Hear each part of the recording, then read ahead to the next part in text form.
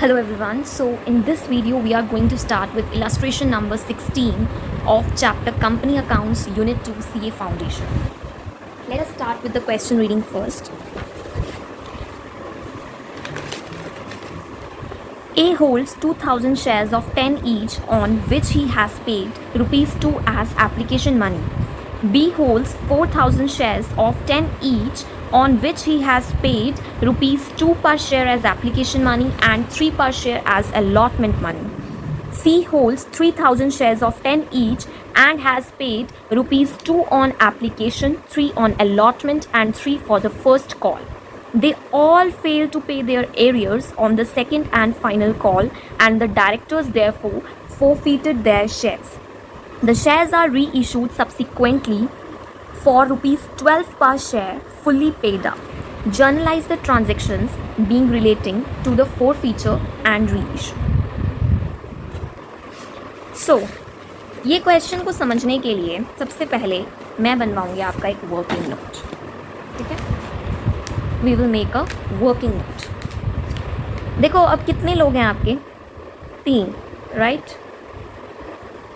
Working note बनाएंगे आप. एक है ए, एक है बी और एक है सी. इसके कितने शेयर्स हैं? 2000 इंटू 10 के हिसाब से, इसके 4000 इंटू 10 के हिसाब से, और इसके हैं आपके 3000 इंटू 10 के हिसाब से.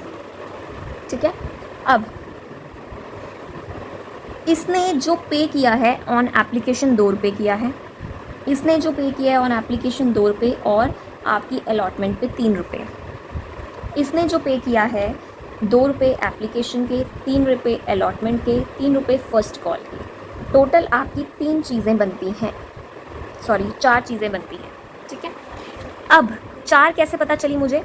ये आपके सीक्वेंस दे रखे हैं कि ए ने सिर्फ एप्लीकेशन पे किया है. अब उसकी फेस वैल्यू 10 रुपये है, 10 माइनस 2 यानी कि 8 रुपये उसके एरियर्स में हैं.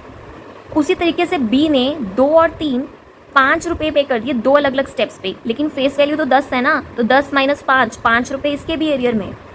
अब 3000 सी के थे, वो भी फेस वैल्यू 10 के. अब इसमें भी इसने 2 रुपये, 3 रुपये और 3 रुपये अलग अलग 3 स्टेप्स में पे कर दिए. ठीक है, यानी कि 3 + 3 6 + 2 8, 10 माइनस 8 आपके 2 रुपये इसके एरियर में है. अब एरियर में आपके 2 रुपये जो हैं, आपको उससे पता चल गया कि कितना आपका फाइनल कॉल ड्यू है, कितनी आपकी फाइनल कॉल ड्यू है. तो हम इस तरीके से लिख देंगे, सर्कल मीन्स अभी इनके ये एरियर में है. ठीक है, ये हमें सीक्वेंस दिया हुआ है. 3 रुपये की आपकी फर्स्ट कॉल है, वही आपकी दोनों एरियर्स में आएंगे. 3 रुपये की आपकी अलॉटमेंट कॉल है, वही आपके इसमें एरियर में आएगी. और ये जो आपकी फाइनल कॉल आपने यहाँ से निकाली है वो सब में ही एरियर्स में. ठीक है, अभी भी अगर कन्फ्यूजन है मैं एक बार दोबारा समझाऊंगी ये क्वेश्चन, ध्यान से समझना. 3 लोग हैं यहाँ पर, तीनों के अलग अलग शेयर्स हैं. ये फेस वैल्यू 10 रुपये सबकी सेम है. 10 रुपये में से इसने सिर्फ 2 रुपये दिए, इसने 2 + 3 दिए, इसने 2 3 3 दिए. इससे आपको ये पता चल जाना चाहिए कि अलॉटमेंट मनी कितनी है आपकी, 3 3. तो यानी इसकी अलॉटमेंट मनी कितनी ड्यू है, 3. अब इसकी फर्स्ट कॉल दी हुई है 3 रुपये, इसकी भी फर्स्ट कॉल और इसकी भी फर्स्ट कॉल सेम है, 3 रुपये तीनों में आगे एरियर्स. और ये एक एग्जाम्पशन है कि सब में सेम है, ये आपको कहीं लिखा नहीं हुआ है, बट इसके अलावा आप इस एग्जाम्पशन के बिना क्वेश्चन ही नहीं सॉल्व कर सकते हो.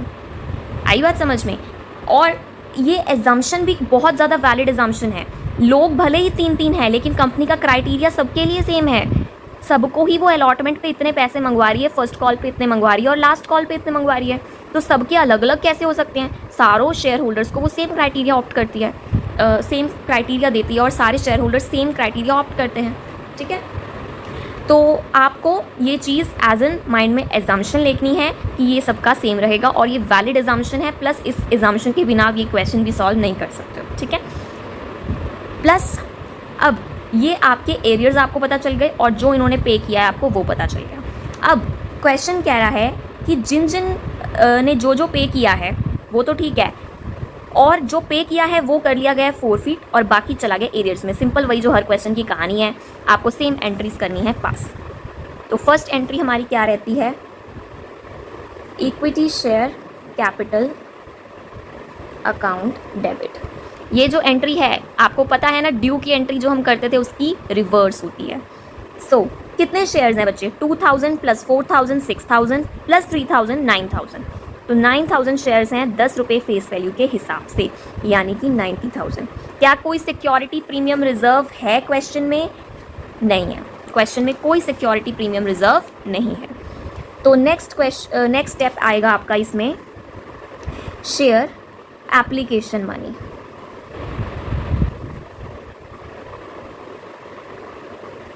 अकाउंट, ठीक है, शेयर एप्लीकेशन मनी अकाउंट। अब आप इसमें कैसे लिखोगे? एप्लीकेशन के 2 रुपये इसने पे किए हैं, इसने पे किए हैं और इसने भी पे किए हैं, तो यहाँ पे तो आपकी कोई अमाउंट नहीं आएगी, ठीक है। नेक्स्ट आता है शेयर अलॉटमेंट अकाउंट, ठीक है। शेयर अलॉटमेंट अकाउंट में आपकी कितनी आएगी? इसकी एरियर में है, इसकी एरियर में नहीं है, इसकी भी एरियर में नहीं है, तो 2000 के हिसाब से आप लिखोगे 3 रुपये, यानी कि 6000। फिर हम लेते हैं share first call account. First call इसकी भी एरियर में है, इसकी एरियर में है, सिर्फ 2 की एरियर्स में है, तो 3 रुपये के हिसाब से 2000 प्लस 4000 शेयर 6000, यानी कि 18,000 आपका यहाँ आ जाएगा। Next share final call account, वो तीनों की एरियर्स में है, तीनों की एरियर्स में है, 2 रुपये के हिसाब से 2 प्लस 4 6 प्लस 3 9000, ये भी आ जाएगा आपका 18,000। नेक्स्ट आते हैं हमारे फोरफीटेड शेयर्स, जो रहती है हमारी बैलेंसिंग फिगर। बैलेंसिंग फिगर निकालेंगे, 90,000 माइनस 6,000 माइनस 18,000 माइनस 18,000, 48,000 आपके फोरफीटेड शेयर्स बनते हैं, ठीक है। नेक्स्ट एंट्री है हमारी री इशू की, बैंक अकाउंट डेबिट, री इशू की ये लाइन हमने दोबारा पढ़नी है। द शेयर्स आर री इशूड सब्सिक्वेंटली फॉर ₹12 पर शेयर, यानी कि प्रीमियम पे, फेस वैल्यू कितनी है? 10 रुपये, ठीक है। As fully share fully paid up, यानी कि जितने शेयर्स फोरफीट किए उतने ही कर दिए इन्होंने री इशू। तो कितने किए थे? 9000। ये देखो ना कहाँ गए हमारे 2000, 4000 और 3000, ठीक है, जो हमने यहाँ पर क्राइटेरिया बनाया है, ठीक है। तो टोटल री इशू आपने 12 रुपये पे किया है, ठीक है। 9000 इंटू 12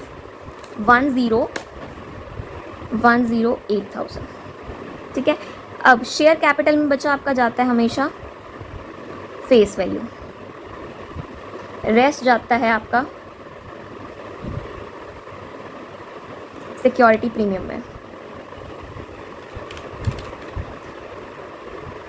ठीक है, 18,000 पे।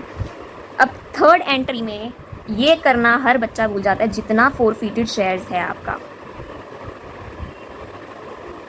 उसको आपने कैपिटल रिजर्व में डालना है, और इसमें आप सारा का सारा 48,000 का अमाउंट जो है इसमें डाल दोगे, क्योंकि री इशू हुआ है आपका प्रीमियम पे, री इशू हुआ है आपका प्रीमियम पे, तो प्रीमियम पे री इशू हुआ है तो आपको उसके लॉस एडजस्टमेंट वाला तो कुछ करने की ज़रूरत नहीं है, तो पूरा का पूरा आपका कैपिटल रिजर्व में हो जाएगा ट्रांसफ़र, ठीक है बच्चे। तो इसमें आपकी कोई बात नहीं बनती है। क्वेश्चन एक बार हम दोबारा देख रहे हैं। 3 शेयर होल्डर्स हैं, 3 शेयर होल्डर्स ने इस क्राइटेरिया में पे किया है, अगर ये इसकी अलॉटमेंट मनी है तो इसकी भी वही होगी, सारे शेयर होल्डर्स का सेम क्राइटेरिया रहता है। बच्चे ये कंफ्यूज हो जाते हैं, ये तो इसकी अलॉटमेंट मनी है, भैया उसकी भी सेम है, कंपनी तो एक ही है, एक ही कंपनी के 3 अलग अलग शेयर होल्डर्स हैं, समझे बात। तो आपके ये सर्कल वाले जो मैंने बनाए थे जो एरियर्स में थे, आपने एप्लीकेशन पे कोई एरियर में नहीं है, अलॉटमेंट में जो एरियर में उसके शेयर्स के साथ आपने वो अमाउंट मल्टीप्लाई कर दी। फर्स्ट कॉल में 2 शेयर्स, 2 लोगों के शेयर्स 3 रुपये के हिसाब से, और फाइनल कॉल में तीनों के शेयर्स, रेस्ट अमाउंट फोरफीटेड, और वो सारी की सारी कैपिटल रिजर्व में जाएगी। क्यों? क्योंकि आपके जो री इशूड शेयर्स हैं वो प्रीमियम पे री इशू हुए हैं। Thank you so much. आपको मैं आशा करती हूँ ये समझ आ रहे हैं जो मैं क्वेश्चंस करवा रही हूँ। मुझे थोड़ा सा टाइम जो मेरी गैप है 2 वीडियोस के बीच में वो थोड़ा ज़्यादा एक्सटेंड हो जाता है ड्यू टू माय एग्ज़ाम्स।